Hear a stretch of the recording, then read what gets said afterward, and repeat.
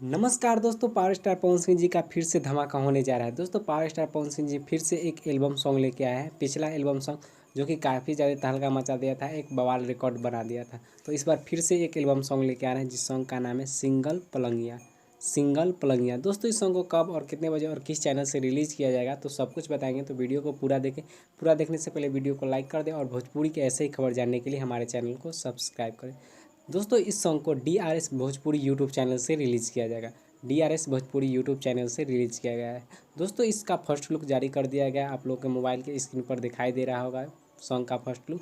दोस्तों इस सॉन्ग कब और कितने बजे रिलीज़ किया जाएगा इसका ऑफिशियल रिलीज डेट अनाउंसमेंट नहीं किया गया है। दोस्तों यह 2 से 3 दिन में ही आप लोगों को पता चल जाएगा। 2 से 3 दिन में आ जाएगा इस सॉन्ग का रिलीज डेट अनाउंसमेंट कर दिया जाएगा कि इस सॉन्ग को कब और कितने बजे और किस चैनल से रिलीज़ किया जाएगा। चैनल तो DRS भोजपुरी यूट्यूब चैनल से रिलीज़ किया जाएगा। तो आप लोगों को पावर स्टार पवन सिंह जी का न्यू एल्बम सॉन्ग कैसा लगा, सॉन्ग का टाइटल कैसा लगा, नीचे कमेंट करके ज़रूर बताएं। और इसे जब रिलीज हो तो इसे ढेर सारा प्यार दीजिएगा, लाइक और शेयर कमेंट कीजिएगा।